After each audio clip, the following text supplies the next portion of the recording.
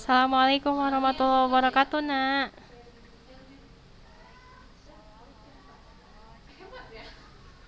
Hmm, Alhamdulillah, hari ini kita lanjutkan pembelajaran kita ya. Kalau minggu lalu kita sudah selesai dengan bab 3 dan anak-anaknya Ustazah Masya Allah sudah menyelesaikan evaluasi bab 3-nya. Alhamdulillah, Ustazah sangat apresiasi. Oh iya, untuk nilai evaluasinya nanti Ustazah bagikan hasilnya ya. Siap-siap, oke? Ustazah Zapri langsung ke Uminya. Dan di situ nanti ada Ustazah bagikan insya Allah. Kalau Ustazah sempat akan Ustazah bagikan nanti kunci jawabannya. Nah, jadi bisa tahu tuh ininya eh, hasilnya.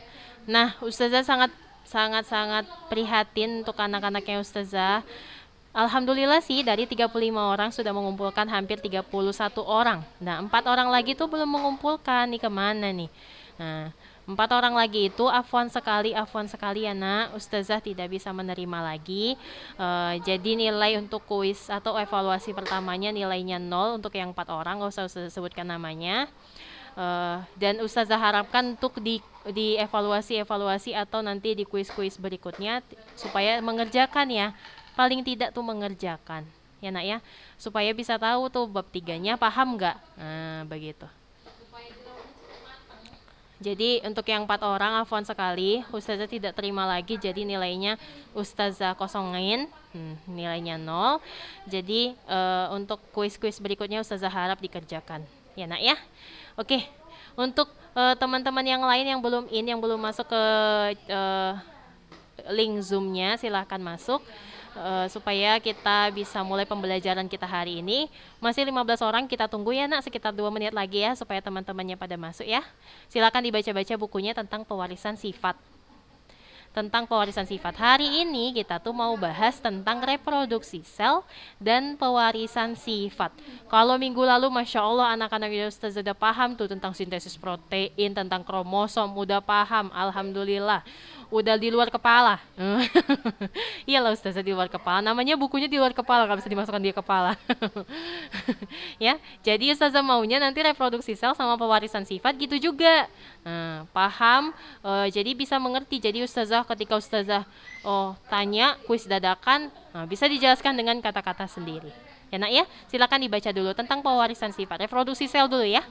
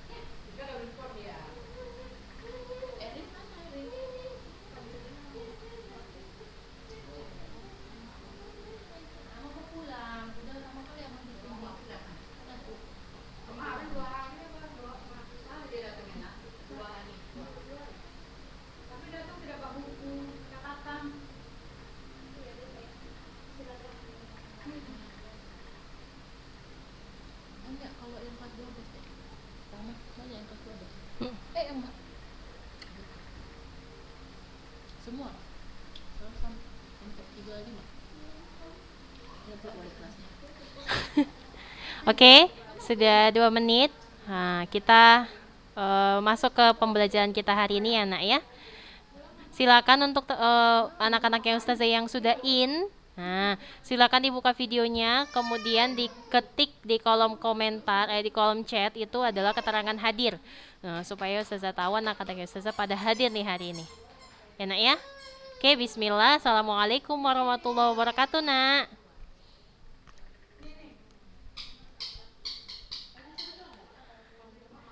Oke, kita masuk ya pembelajaran kita hari ini yaitu tentang reproduksi sel. Sebelum kita masuk pewarisan sifat, kita masuk dulu tentang reproduksi sel. Jadi di sini yang bereproduksi atau yang melakukan perkembangbiakan itu adalah sel kamu. Nah, si sel nak. Nah, sebelum masuk reproduksi selnya, Ustazah tanya dulu, nak satuan terkecil yang melaksanakan fungsi secara struktural dan fungsional di dalam tubuh kamu disebut dengan apa? Ayo nak, satu orang. Satu orang. Siapa tadi? Yang satuan terkecil di dalam tubuh kamu yang melaksanakan fungsi secara struktural dan fungsional disebut dengan sel. Jangan ragu. Ayo Aisyah, Sofi Magrina, ragu dia tadi. Udah dibilangnya sel gitu. Jangan ragu nak. Bener ya, bener. Jadi satuan terkecil yang melaksanakan fungsi secara struktural dan fungsional di dalam tubuh kamu adalah sel. Nah, jadi bagian paling kecil yang sudah lengkap secara struktur dan secara fungsi itu adalah sel. Nah, makhluk hidup multiseluler yaitu manusia tersusun dari banyak sel. Satu sel membelah menjadi dua, dua menjadi empat, empat menjadi 8, sehingga menghasilkan ribuan hampir jutaan sel, lahirlah kamu manusia. Atau satu unit manusia, atau satu unit makhluk hidup yang multiseluler. Ada juga organisme yang hanya terdiri dari satu sel. Nah, organisme yang terdiri atas satu sel itu disebut dengan uniseluler. Sudah? Nah, karena tadi kita bicara bahwa sel itu dia mempunyai struktur, kemudian juga mempunyai fungsi atau sudah lengkap lah istilahnya, maka sel itu juga mampu melakukan reproduksi atau memperkembangbiakan. Ya nak, kita lihat reproduksi sel. Nah, jadi semua makhluk hidup itu, baik itu makhluk hidup uniseluler atau satu sel, maupun multiseluler atau banyak sel, yaitu kamu, makhluk hidup atau manusia, tersusun atas sel. Sel itu adalah unit fungsionan terkecil yang dapat melakukan berbagai aktivitasnya sebagai makhluk hidup. Salah satunya yang udah Ustazah bilang tadi yaitu tumbuh dan melakukan reproduksi. Ya. Tumbuh adalah proses pertambahan ukuran dari kamu bayi lahir, bayi kemudian balita, dari balita umur 7 tahun masuk SD, SMP dan SMA. Tumbuh itu namanya ya. Itu namanya proses tumbuh atau proses bertambahnya ukuran. Pada tingkat sel itu pun terjadi penambahan ukuran sel. Tidak hanya tubuh kamu, tapi pada selnya pun itu terjadi penambahan ukuran sel. Nah, seiring penambahan ukuran, kebutuhan sel itu pun akan meningkat. Analoginya seperti ini, ketika kamu bayi, yang kamu butuhkan hanya ASI atau hanya asupan dari air susu ibu kamu. Ketika kamu sudah makin besar, umur 5 tahun, mulai tuh masuk empasi atau masuk makanan-makanan yang sudah bisa kamu kunyah. Kemudian umur 7 tahun makin berat makanannya. Umur belasan tahun makin berat. Itu kan yang namanya ketika makhluk hidup itu bertambah ukurannya, maka kebutuhannya juga makin meningkat kan ya. Nah, analoginya seperti itu. Begitu juga sel. Jadi ketika sel itu bertambah ukuran, maka kebutuhan sel itu juga akan meningkat. Oke. Sel semakin banyak membutuhkan nutrisi dan bahan lain dari lingkungannya, serta menghasilkan banyak zat buangan. Agar lebih efisien, maka sel itu harus membelah diri atau menghasilkan 2 sel baru. Nah, secara umum, dua sel baru itu mirip dengan sel sebelumnya. Sudah? Nah, pada makhluk hidup, ini kita bicara makhluk hidup uniseluler dulu atau satu sel. Pada makhluk hidup uniseluler itu, pembelahan sel merupakan cara reproduksinya. Dari satu sel hasilnya 2, dari 2 hasilnya 4, dari 4 hasilnya 8. Itu dia makhluk hidup satu sel atau uniseluler. Sedangkan pada makhluk hidup multiseluler, pembelahan sel itu memungkinkan satu sel atau sel zigot terus membelah dan berkembang hingga menjadi satu individu, yaitu makhluk hidup besar, yaitu manusia. Sudah? Jadi pertambahan ukurannya sangat signifikan kalau multiseluler, karena dia banyak sel. Sudah, meskipun makhluk hidup multiseluler itu telah dewasa, pembelahan sel itu tetap terjadi. Untuk apa? Fungsinya adalah untuk memperbarui sel-sel mati dan rusak. Setiap hari, setiap jam itu ada sel kamu yang rusak dan mati ya nak, digantikan dengan sel baru. Itulah dia namanya proses pembelahan sel pada organisme multiseluler atau organisme banyak sel seperti kita contohnya manusia. Sudah? Kemudian pola pembelahan sel itu nak sebenarnya sederhana. Nah, sel yang telah melalui pertambahan fase ukuran, sel yang bertambah besar, itulah bahasa awamnya ya. Sel yang bertambah besar selanjutnya akan membelah diri menjadi dua. Itu dia, konsepnya itu. Sudah? Nah, pada proses itu terdapat dua hal penting. Ini perlu dicatat, digarisbawahi atau dicetak di stabilo boleh juga. Nah, ada dua hal penting yang terjadi pada pembelahan sel. Yang pertama adalah proses duplikasi namanya. Proses duplikasi itu adalah proses yang menyebabkan setiap sel yang dihasilkan memiliki struktur sel yang sama, termasuk gen-gen yang dikodekan menjadi DNA. Maksudnya adalah ketika dilakukan proses pembelahan, maka hasil pembelahannya tadi atau dua sel tadi yang sudah dari satu sel menjadi dua sel tadi itu struktur selnya sama atau terduplikat, baik itu bentuknya, baik itu warnanya, ataupun gen-gen yang akan dikodekan menjadi DNA-nya sama, duplikat, copy paste, itu artinya. Sudah? Kemudian proses penting yang kedua adalah proses pemisahan sel yang dilakukan secara hati-hati dan tepat sehingga setiap sel hasil pembelahan itu memiliki struktur yang lengkap. Lengkap dia, ada di situ organel-organelnya, ada sitoplasmanya, ada nukleusnya, ada pembungkusnya atau membran selnya dan sebagainya. Ya nak, itu boleh digarisbawahi atau distabiloin. Lanjut. Kemudian bentuk informasi paling penting dari sel itu adalah DNA. Kita udah bahas ya nak. Jadi di dalam sel, dari luar ke dalam, coba urutkan sel dari luar ke dalam. Struktur sel dari luar ke dalam. Silakan nak. Satu orang. Ayo udah kelas 12. Masa lupa sama struktur sel? Ayo nak. Struktur sel dari luar ke dalam. Kita ketemu sama apa dulu, selanjutnya ketemu sama apa, baru selanjutnya ketemu sama apa. Silakan. Ustazah nggak minta ya nama-nama organel selnya, Ustazah nggak minta nama-nama organel selnya. Ustazah cuma minta coba sebutkan urutan dari luar ke dalam, struktur dari si sel. Silakan nak. Ayo, udah pada lupa ini. Ayo. Sebelum itu, ini berat kayaknya. Sebelum itu, pembungkus terluar dari sel adalah apa nak?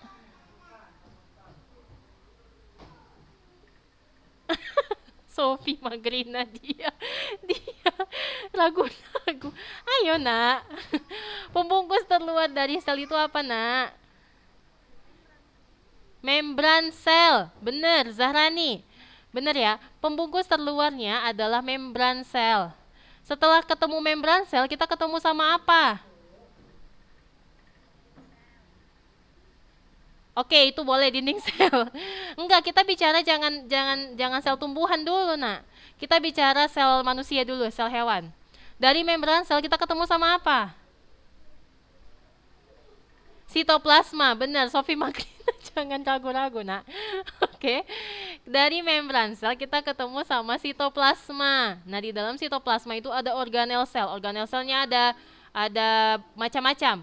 Nah, sebelum lanjut, Ustazah mau tanya dulu. Nah, organel sel, coba sebutkan 3 macam organel sel yang kamu masih ingat. 3 aja. Nama-namanya. Ayo. Ayo nak. 3 macam organel sel yang kamu masih ingat. Aduh, udah pada lupa ini, nggak bisa ini. Aduh. Ayo. Boleh baca buku, terserah. Ayo nak, cepet nak. 3 organel sel yang kamu tahu. Nggak usah berurut. Silakan.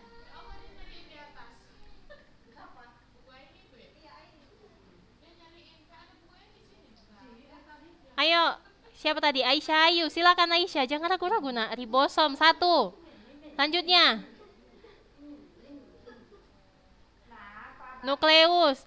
Jangan organel sel, Ustazah minta organel sel Aisyah. Ribosom, habis tuh mitokondria, habis tuh satu lagi. Pada perlupaan anak-anak kayak Ustazah ini, aduh gawat kali kita. Oke, Ustazah bilang aja ya. Jadi macam-macam organel sel tuh banyak nak. Nanti dibuka lagi buku kelas 10-nya ya. Sebelum Ustazah kasih kuis, suruh mengerjakan itu organel sel lagi ya. Oke.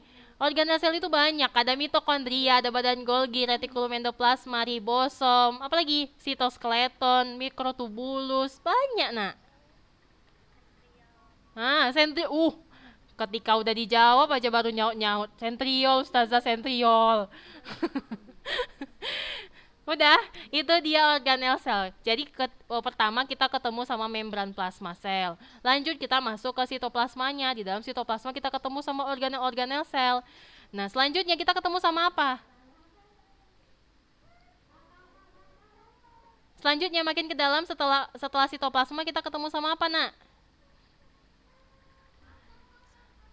Ayo, inti sel. Sofi Magrina. Ustaz dari tadi nengokin Sofi Magrina. Dia ragu-ragu kayak gitu. Jangan ragu-ragu Sofi. Oke, dinding inti sel, bener ya. Jadi kalau Ustazah tanya struktur penting dari sel itu nak terdiri atas 3. Yang pertama struktur yang paling luar atau membran atau pembatas paling luar, membran plasma. Lanjut kita masuk ketemu sama sitoplasma. Setelah ketemu sama sitoplasma kita ketemu sama inti sel. Di dalam inti sel ada DNA. Dah, itu konsepnya. Nah, sebelum kita lanjut, Ustazah mau tanya dulu. Ustazah balik nih, tadi Ustazah tanya dari luar ke dalam. Coba sebutkan struktur sel dari dalam ke luar. Silakan.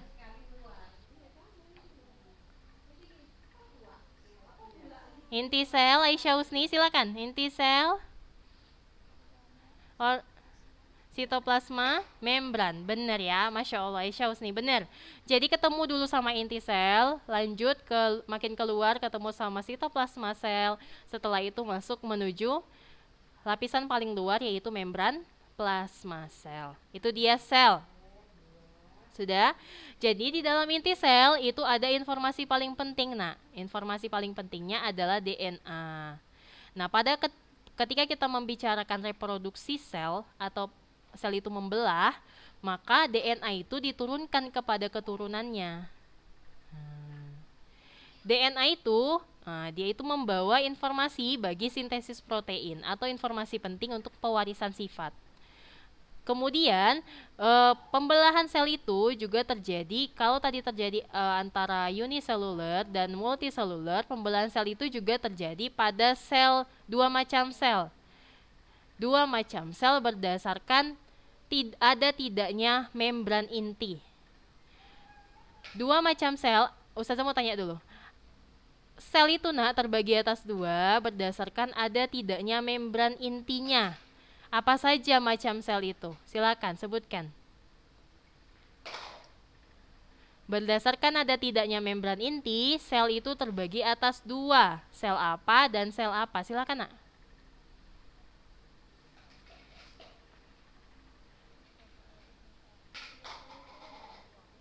Oke, Aisyah ayo. Jangan buru-buru ditutup mic-nya, Aisyah. Apa tadi, nak? Sel prokariotik dan sel eukariotik. Benar ya, Masya Allah Aisyah, ayo benar. Jadi berdasarkan ada tidaknya membran inti atau pembungkus inti, itu sel itu terbagi atas 2, nak, yaitu sel prokariotik dan juga sel eukariotik. Manusia itu termasuk sel prokariotik atau sel eukariotik? Silakan. Siapa tuh? Termasuk apa, nak?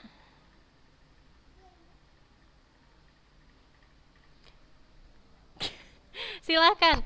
Manusia itu termasuk sel prokariotik atau eukariotik? Prokariotik. Eukariotik. Siapa itu? Ainus, Masya Allah. Bener ya. Kemudian bakteri, bakteri termasuk prokariotik atau eukariotik? Prokariotik, benar. Kemudian selain itu gajah, gajah termasuk prokariotik atau eukariotik? Eukariotik. Kemudian kucing, kucing termasuk prokariotik atau eukariotik? Kemudian plankton, plankton termasuk eukariotik atau prokariotik?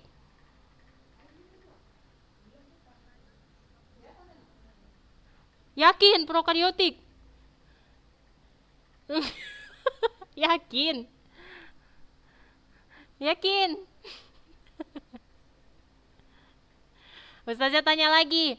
Em, jamur tiram termasuk prokariotik atau eukariotik?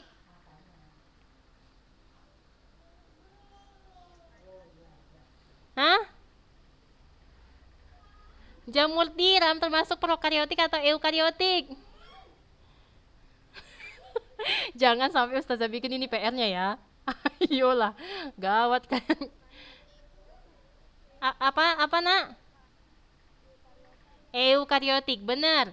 Kemudian virus termasuk prokariotik atau eukariotik? Hah? Eukariotik apa prokariotik virus?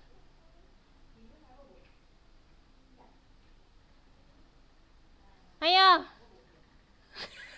balik kita ke kelas 10 ini. Aduh, gawat kali anak-anak ya Ustazah. Jangan sampai Ustazah bikin esai 20 lembar ya nak ya. Ayo. Virus itu termasuk organisme prokariotik atau eukariotik?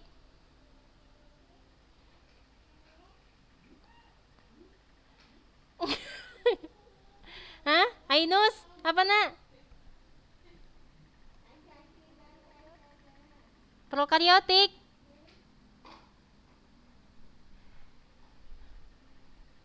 Salah ya. Bukan prokariotik. Virus itu nah termasuk makhluk hidup peralihan. Kita kan udah bahas waktu kelas 10. Makhluk hidup peralihan. Kenapa dikatakan makhluk hidup peralihan? Dikatakan dia makhluk hidup karena dia mampu melakukan reproduksi. Dikatakan dia makhluk atau benda mati karena dia mampu mengkristal. Makanya dia tidak termasuk prokariotik dan tidak termasuk eukariotik virus itu. Lanjut. Eh, semut termasuk eukariotik apa prokariotik? Eukariotik, benar. Lanjut. Eh, belalang termasuk prokariotik atau eukariotik? Eukariotik. Kemudian eh, rumput laut termasuk prokariotik atau eukariotik?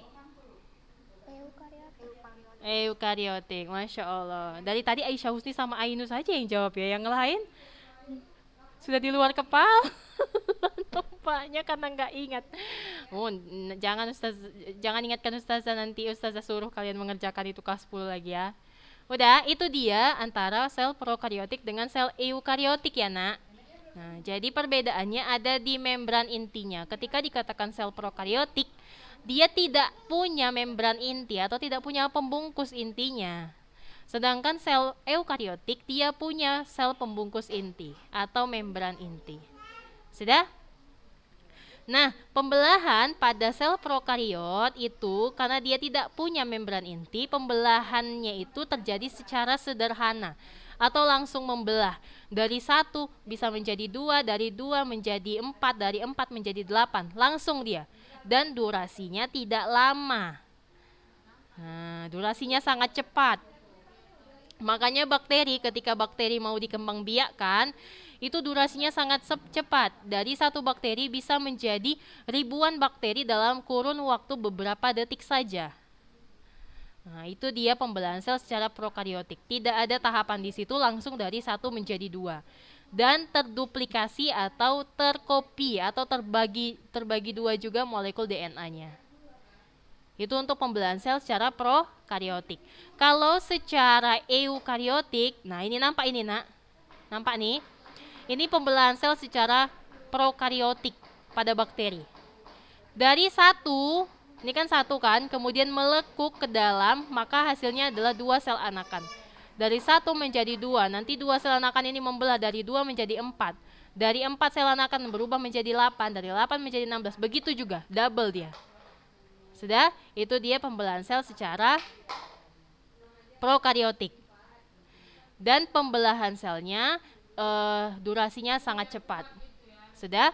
Kemudian pembelahan sel secara pada organisme eukariotik itu proses pembelahannya terjadi atas 2 cara yang udah kita bahas di kelas 11. Pembelahannya terjadi secara mitosis dan meiosis. Ayo, coba sebutkan apa yang dimaksud dengan pembelahan mitosis. Silahkan. Silahkan Pembelahan mitosis. Pembelahan mitosis terjadi di mana? Di sel mana?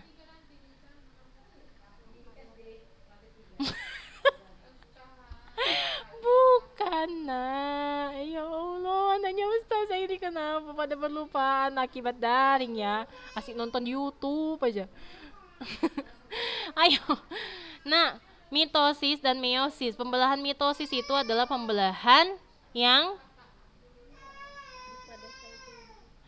Masya Allah, Yasmin, Salsabila, benar. Pembelahan mitosis adalah pembelahan yang terjadi pada sel-sel tubuh. Sedangkan pembelahan meiosis adalah pembelahan yang terjadi di sel-sel gamet. Benar ya? Jadi pembelahan mitosis itu pembelahan yang terjadi di sel-sel tubuh. Sedangkan pembelahan meiosis adalah pembelahan yang terjadi di sel-sel gamet. Ustazah tanya, rambut kamu melakukan pembelahan secara mitosis atau meiosis, Mitosis.